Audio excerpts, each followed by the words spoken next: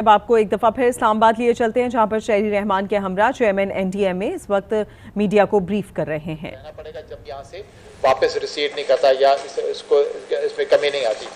इसके साथ जो दूसरे इलाके हैं, ख़ासतौर पे कराची में और बाकी शहरी इलाकों में, जिस तरह मिनिस्टर साहब ने बताया, ये तेज़ हवाओं का और आंधी तूफ़ान के साथ बाकी इसके किस्म के मसाइल भी हो सकते हैं, जिसके लिए हुकूमत सिंध और हुकूमत बाकी PDMA के बाकी इदारों ने वफाकी हुकूमत के साथ मिलकर तमाम इदारों को हमने अलर्ट जारी कर दिए हैं। मेडिकल एमरजेंसीज के लिए लोगों को बता दिया गया है। जिन लोगों ने हमारे साथ फ्लड्स लास्ट ईयर 2022 के बाद, उन वॉलंटियर्स को दोबारा से रीएक्टिवेट किया गया है। जो NGOs उस इलाके में 2022 के सैलाब के बाद से काम कर रही हैं, वो लोग भी इस काम में लोगों को जब रिलीफ कैंप में शिफ्ट किया जाएगा तो उसके साथ मदद करने के लिए तैयार होंगी।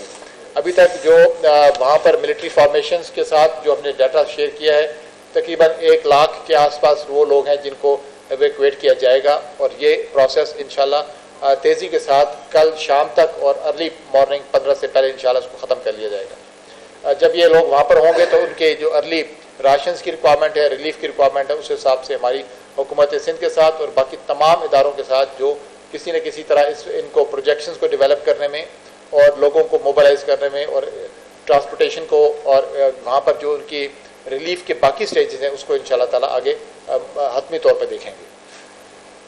ठीक है जी।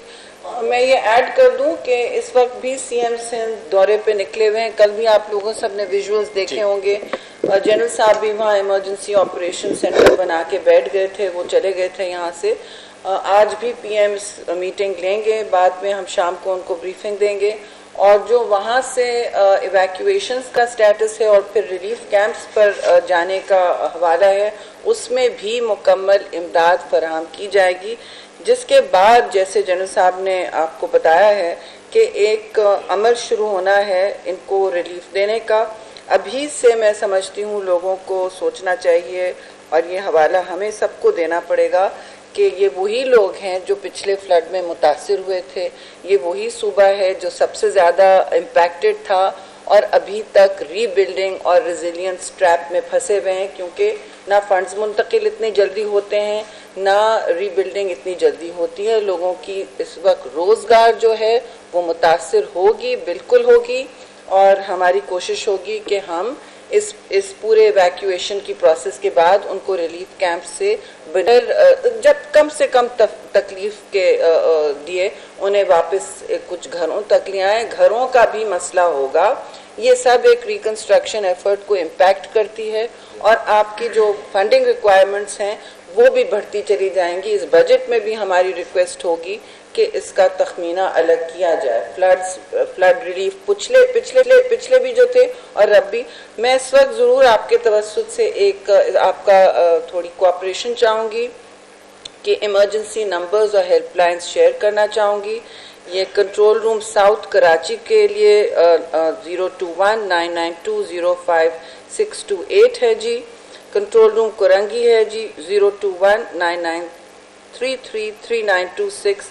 ये आप इसका विजुअल भी बाद में चला दीजिएगा। Control room Keamari 021-99333-176। Control room Malir 021-992-49916।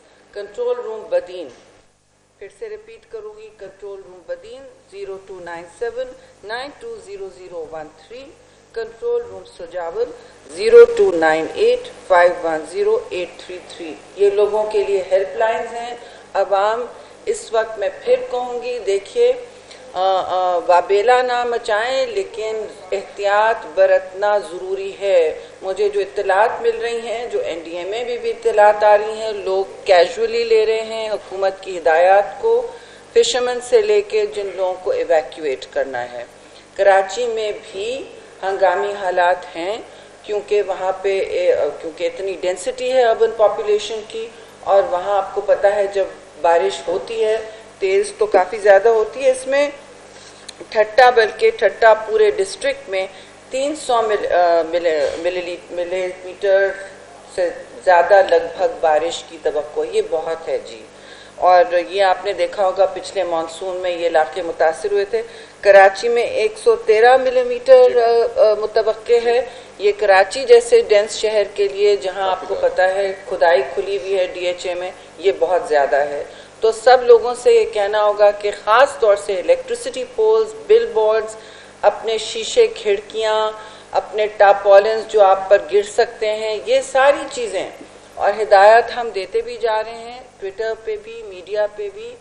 शाम तक हम और इन्फॉर्मेशन भी दे देंगे पब्लिक सेफ्टी के लिए। सिंध इंफॉर्मेशन मुस्तकिल चल रहा है और हमारी बार बार गुजारिश है शहरियों से कि एहतियात करें। जो हुकूमत आपको कह रही है, ख़ास तौर से सोलर पैनल्स जहाँ जहाँ लगे हुए हैं, वो उनसे बच के रहें या कोई इंतज़ाम कर लें उनसे दूर रहने का। ये हो सकता है इन तूफ़ान में वो पैनल्स पर वो अगर आप पर गिरें या किसी पर, ख़ास तौर से ज़ईफ़ लोग जो हैं उनको इन जगहों से दूर रखा। कोशिश जी जितनी भी होगी भरपूर तरीके से हुकूमत कर रही है। आप ताउन करें हुकूमत पाकिस्तान और हुकूमत सिंध के साथ इस वक्त कि जो हिदायत दी जा रही हैं NDMAs, PDMAs, डिस्ट्रिक्ट गवर्नमेंट्स, उनके साथ भरपूर ताउन करें। मुझे मालूम है तकलीफ का बायस बन रहा है ये लोगों के लिए, पूरे घराने डिसलोकेट हो रहे हैं, लेकिन बचत जो है बहुत ज़रूरी होती है, एहतियात सबसे ज़रूरी होती है। बाद में ऐसा ना हो कि हमें कोई ऐसे ट्रेजिडी या सानों का सामना करना पड़े जिससे हम बच सकते थे, क्योंकि टाइमली वार्निंग बार बार दी जा रही है। All coastal areas have to be alert जी, और ख़ास तौर से माही गिरोह से इस्तदा है कि वार्निंग को सीरियसली लें, क्योंकि जब गुजरात हिंदुस्तान में आई हैं वेव्स, वो बहुत तेज़ आई हैं और बहुत कुछ उनकी जद में बह सकता है जी। हम आपको टाइमली अलर्ट देते रहेंगे और गुजारिश ये है कि पैनिक ना फैलाएं। वो जो हेल्पलाइन के नंबर्स हैं शेयर कर लें प्लीज़, मैं आपको विजुअल दे देती हूँ, तो आप लोग अपने अपने चैनल्स पर भी प्लीज़ कर लीजिएगा जी। कोई सवालात? जी जी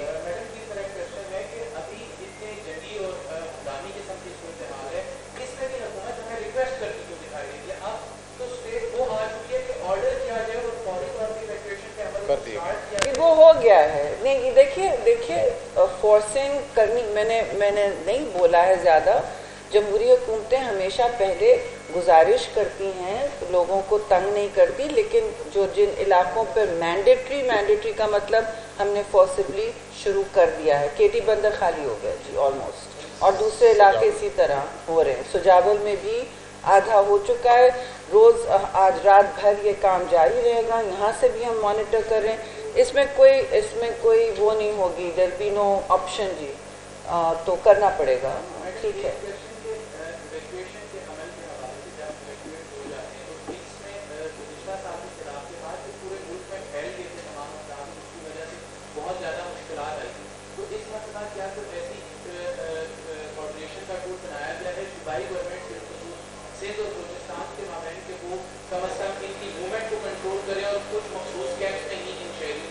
मखसूस कैंप्स ही बनाए गए हैं। उनकी लिस्ट भी मेरे पास मौजूद है, लेकिन बेहतर होगा कि उन इलाकों को पता है उन्होंने कहाँ जाना है। I mean, I can share it if they want।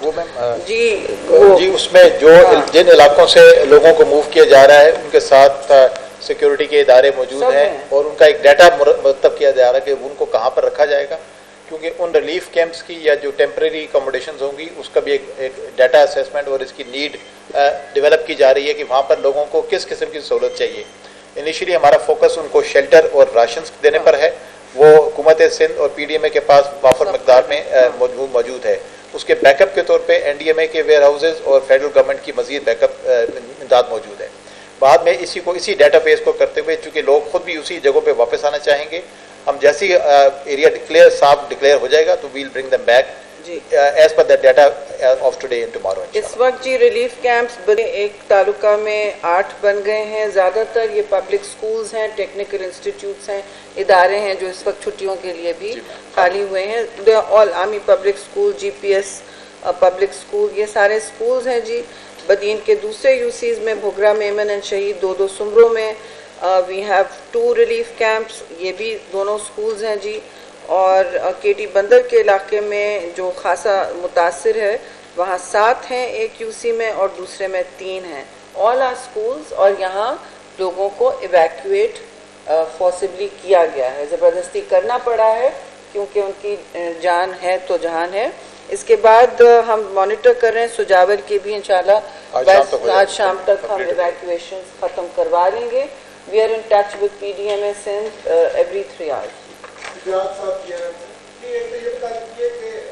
परसों इसका इनकार है भाइयों के टकराए का 15 तारीख को।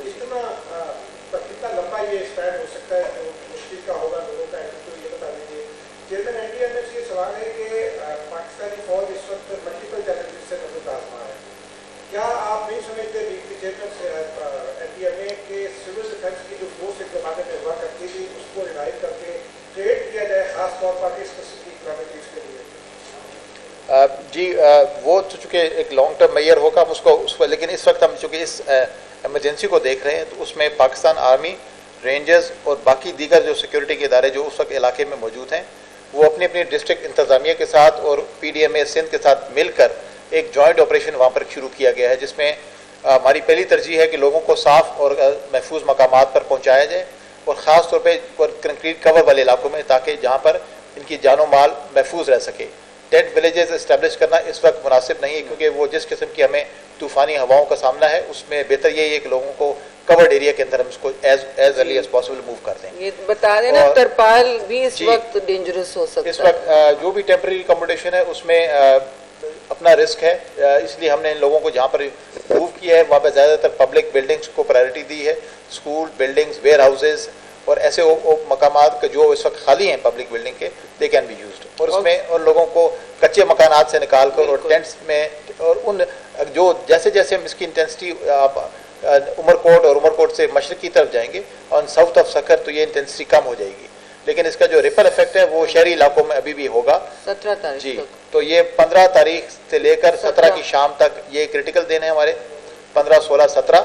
उसके बाद जैसे जैसे हालात डेवलप होते जाएंगे हम आपको हर 3 घंटे के बाद NDMA की वेबसाइट से we are notifying the all stakeholders और तमाम डिपार्टमेंट्स को आज तक जो अपडेटेड इंफॉर्मेशन है they are already there on this sites.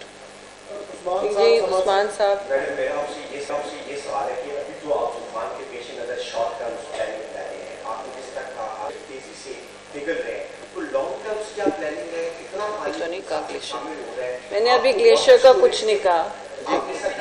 वो मैं बताता हूँ जी, इस लॉन्ग टर्म अगर प्लानिंग की बात करें, हमें वाटर स्टोरेज के हवाले से कितना हमें टैंक कितने चाहिए और उस हवाले से आप क्या? देखिए ये मैं सवाल आपका ज़रूर एड्रेस करना चाहती हूँ। जब नॉन हंगामी हालात में, और ये जनरल साहब आपको नहीं कहेंगे, गैर हंगामी हालात में जब मैं आपसे ये बातें करती हूँ तो कुछ ही रिपोर्टर्स, आप तो सब दिलचस्पी दिखाते हैं लेकिन आपके आउटलेट्स इसको न्यूज़ नहीं समझते। कहीं मेट्रो पेज पे मुश्किल से आता है और कुछ इदारे जिन्होंने एक दानिस्ता तौर पर फैसला कर दिया है कि माहौलियाती तब्दीली एक ख़तरा है हमारे लिए, उसको फिर वो आगे करते हैं तरजीह समझ के। लेकिन जब नॉर्मल हम इस तरह बात करते हैं कि जी ग्लेशियर्स पिघल रहे हैं, जहाँ तक ग्लेशियर्स की बात है और 300% पिघल रहे हैं जी। कल बहुत मेरा लंबा एंगेजमेंट हुआ है लंदन के एक इदारे से, जो बाकी तो सब कॉन्फिडेंशियल थी, चैथम हाउस की कॉन्फ्रेंस, लेकिन मेरा उन्होंने लाइव स्ट्रीम किया जिस पे क्लाइमेट फाइनेंस पर मैंने बहुत बातें की हैं और इस पर हमें करनी है इंटरनेशनली कि हम इस वक्त मुतासिर हो रहे हैं। ये सी लेवल राइज जो हो रहा है और जो सी में गरमाइश हो रही है, देखिए इंडियन ओशन जो है इसकी कोई जो अरेबियन सी जिसका हिस्सा है इसकी कोई रसाई नहीं है आर्कटिक तक, ये अपना एक बॉडी है और इसकी वजह से ये सबसे ज़्यादा गरमाइश में रहता है, वैसे ही गरमाइश में रहता है यहाँ जो हालात हैं। और अब जो गरमाइश आ रही है आपके मुल्क ने नहीं क्रिएट की है जी वो, और आपके एमिशंस ने नहीं क्रिएट किया। अपनी तहफ़्फ़ुज़ के लिए हम ज़रूर जो कर सकते हैं बिल्कुल करेंगे। और ग्लेशियरमेंट के हवाले से वहाँ हमने फेडरल गवर्नमेंट को, क्योंकि वहाँ इनखला है, हम जा सकते हैं वहाँ, तो वहाँ हमने ग्लॉफ प्रोग्राम्स लगाए हुए हैं। वो अर्ली वार्निंग लोगों को GLOF जो है UNDP के साथ बहुत हमारे मौसर प्रोग्राम्स चल रहे हैं। जहाँ भी बर्फ़ानी झील फटती है तो हम पहले से अर्ली वार्निंग मुहैया कर पाते हैं, वहाँ पे फेडरल गवर्नमेंट के साथ किया गया, बाकी सूबे अपने करते हैं। तो वहाँ ये प्रोग्राम मौसर तरीके से चल रहा है। कम्युनिटीज़ पूरी अपने आप को वहाँ से मुंतकिल हो जाती हैं कोई सेफ लोकेशन पर, मगर इसमें मैं बार बार कह रही हूँ जो पहाड़ी इलाके हैं, देखिए हाइडल इलेक्ट्रिसिटी तो पहाड़ ही जनरेट करेगा ना, जहाँ पानी तेज़ होगा, रुखड़ा पानी तो हाइडल इलेक्ट्रिसिटी नहीं करता।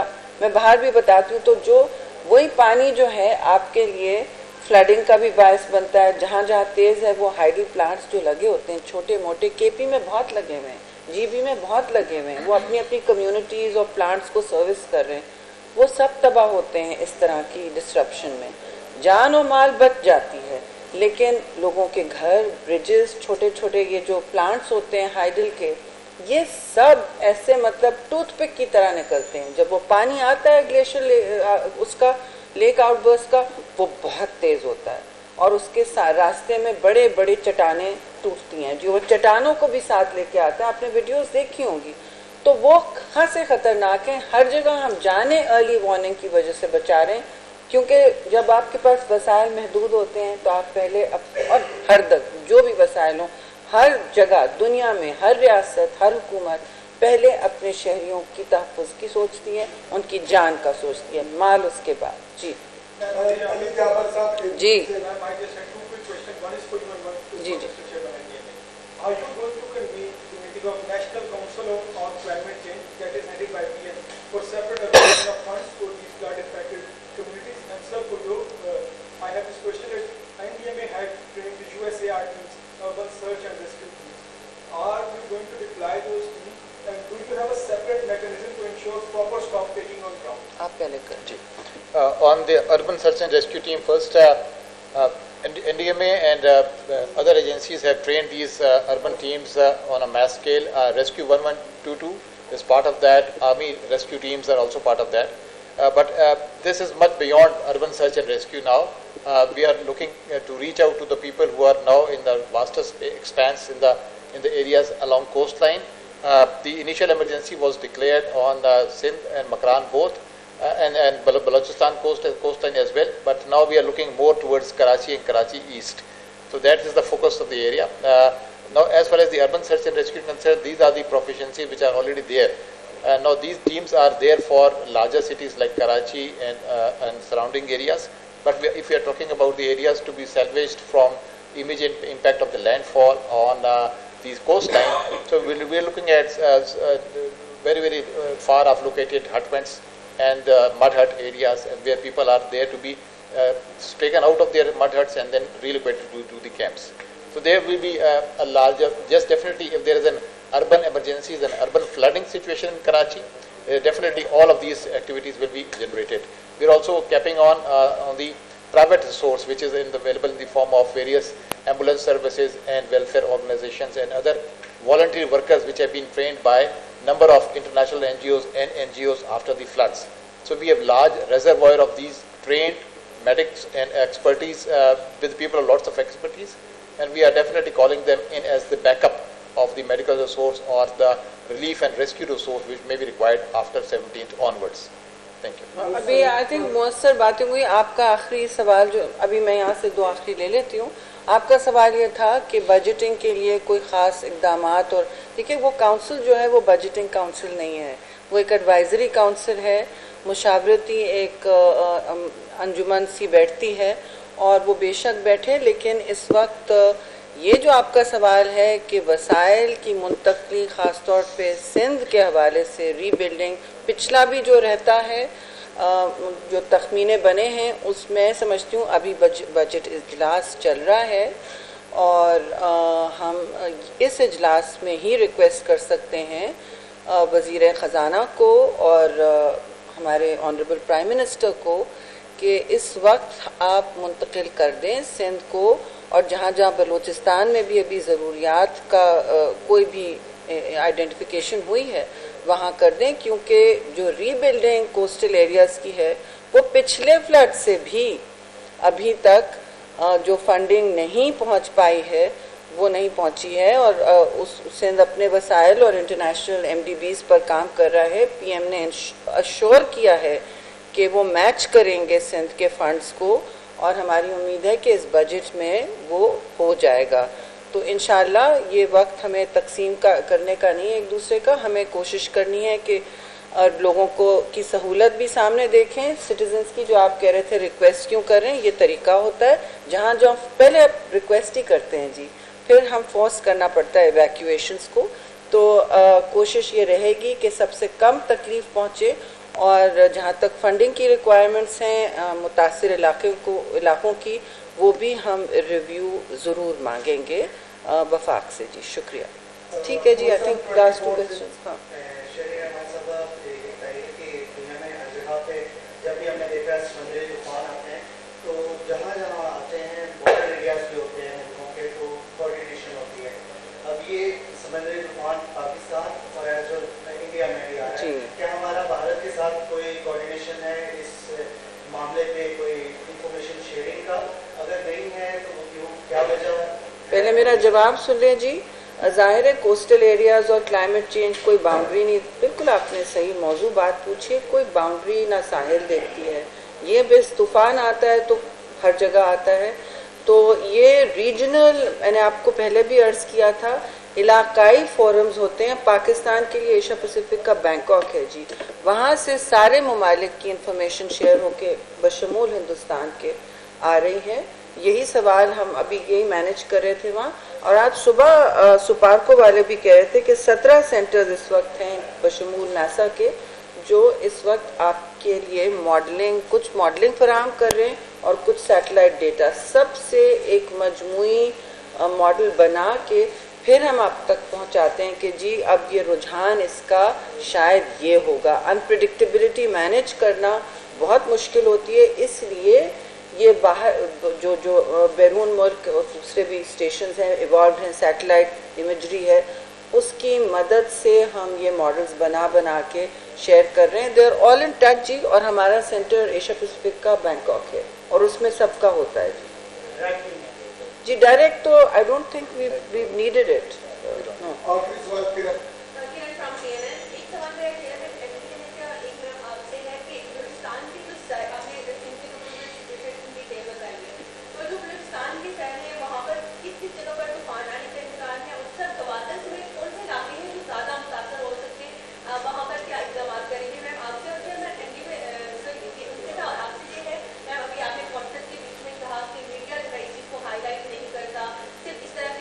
जब इमरजेंसी होती है तो करते हैं।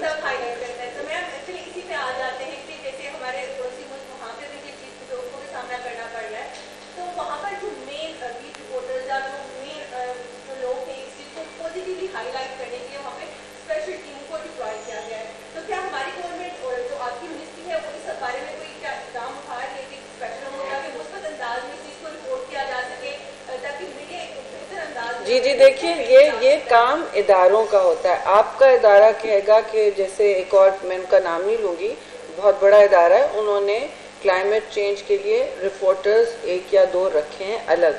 डिज़ास्टर इज़ वेरी डिफरेंट, आप सब पहुँच जाएंगे। आप डिज़ास्टर रिपोर्टिंग की बात तो नहीं कर रही हैं, क्लाइमेट चेंज के हवाले से स्पेसिफिक बीट रिपोर्टर्स मुख्तस अपना इदारा करता है, ये हुकूमतें नहीं करती जी। शायद आप PNN में आई हैं अभी, लेकिन हमारा सब एक बीट रिपोर्टर्स, क्लाइमेट का रिपोर्टर ग्रुप बना हुआ है जी। जी